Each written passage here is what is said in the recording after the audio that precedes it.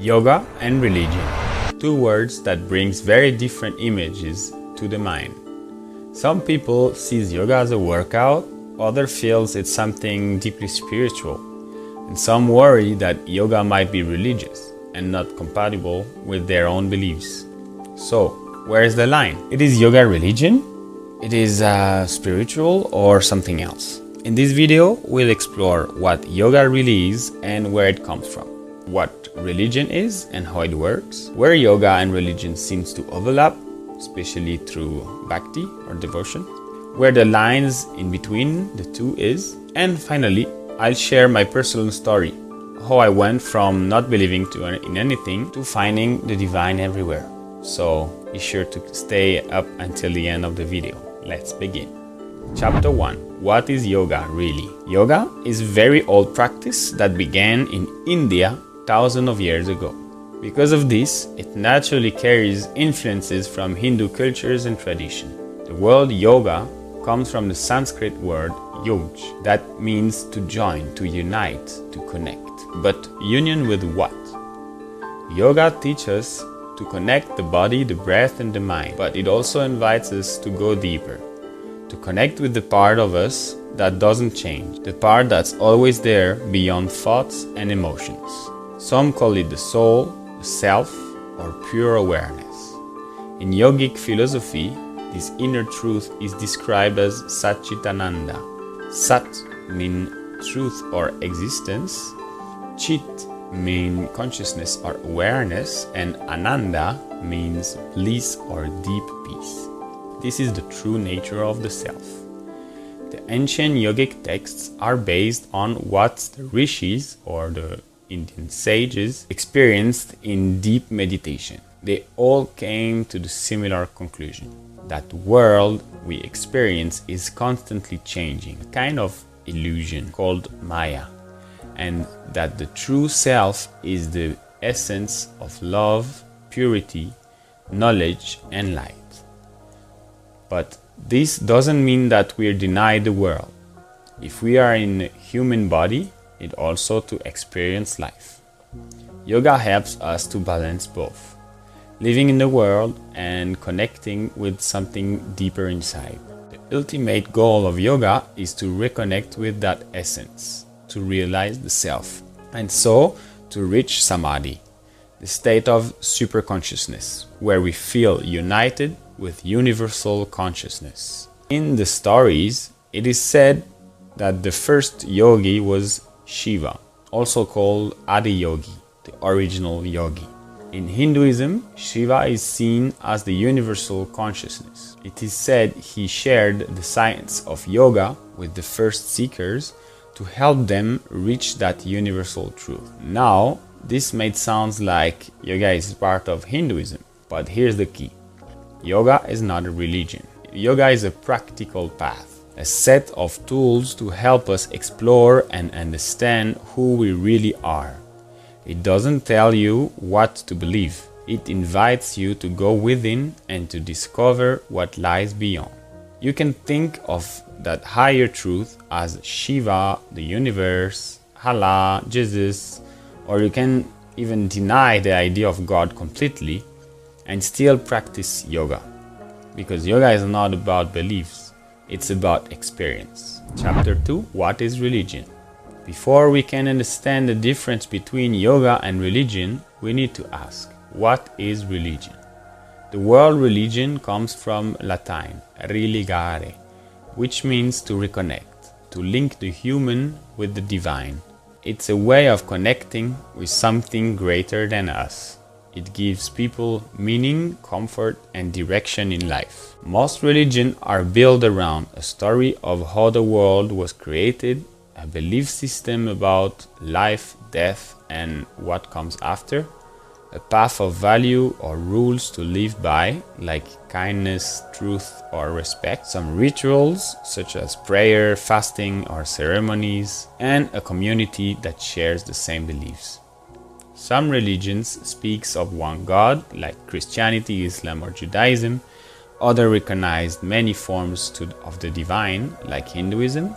and others focus more on wisdom or practices like Buddhism. For many people, religion is a guide. It helps them to live with more peace, more compassion, and more love. Religion is often a belief in one version of the divine, one story, one truth. But because yoga is closely linked to Hindu culture, let's take a moment to understand how Hinduism sees the divine. Chapter 3: The Hindu Views of the Divine. Hinduism is often not called a religion in the Western sense. It's more like a collection of many spiritual philosophies. At the heart of Hindu thoughts, there is one supreme divinity, infinite and beyond description. Because this truth is so vast, humans give it many names and forms. Each god and goddesses represent a different aspect of one infinite truth. They are like different windows looking out from the same house. This is why Hindus also respect other spiritual teachers like Jesus, Buddha, or others. They see them as expression of the same universal light. Of course, within Hinduism, there are many paths.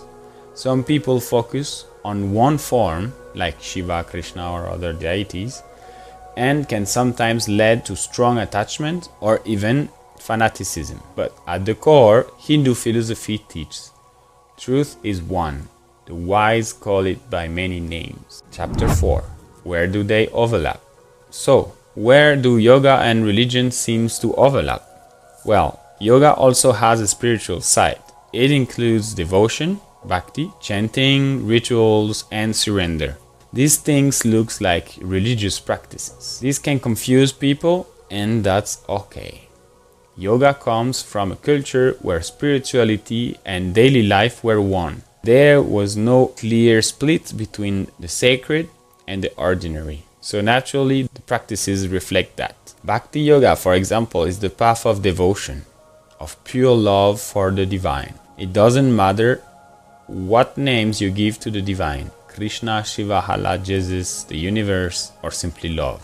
Bhakti is not about believing in one story. It's about feeling the love inside you and offering it outward. There's where the line between yoga and religion becomes thin. Both offer ways to connect with the divine. But the difference is, religion usually asks you to follow one story. Bhakti asks you to feel the love, no matter of the story. Chapter 5: Where's the limit? Now that we've seen the difference and overlaps, the big question is, where is the limit between yoga and religion?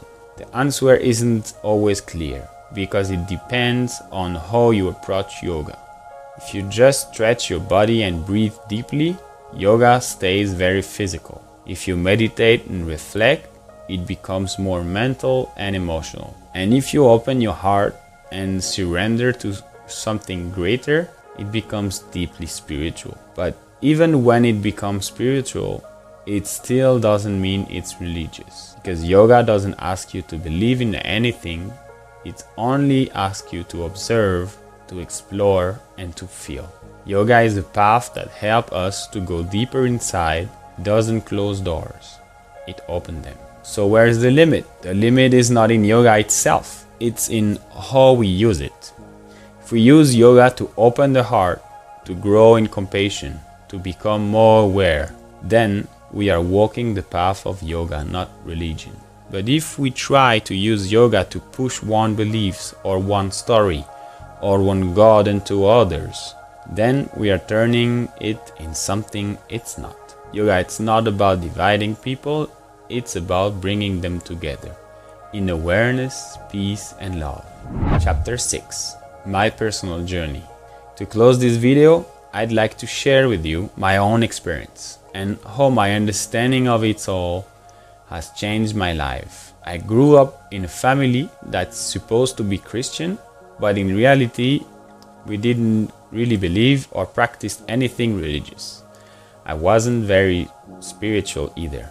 I first came to yoga for the physical part. At the time, I was doing a lot of skateboard and I used yoga to help my body to recover faster and better. Then I traveled to Peru sometimes, and there something shifted. I felt something invisible, maybe some form of energy that changed everything. That experience led me to start practicing Reiki and meditation. And as I brought those practices into my daily life, something began to grow inside me. A curiosity, a call. I start asking myself, why are we chanting in Sanskrit? What are we chanting? And to ask myself deeper questions like, who am I? Or what I'm here for?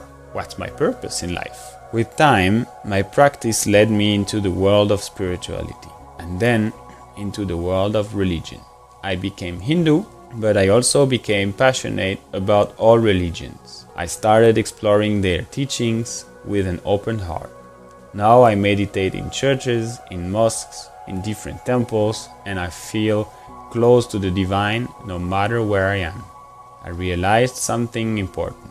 In Europe, the word religion or God often scares people because in our subconscious, those words are linked with war, control, or even terrorism. But after studying many religions, I can say with confidence, at their core, all religions are preaching the same thing: love, kindness, and living in harmony with yourself, with others, and with all the creation.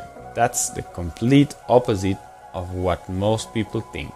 I truly hope that people in the Western world will come to see these two, that we can all walk hand in hand, no matter what we believe, as long as we are walking with love. Hari Om, Tat Sat. I hope you will enjoy the video, and please like and subscribe, and see you in the next video.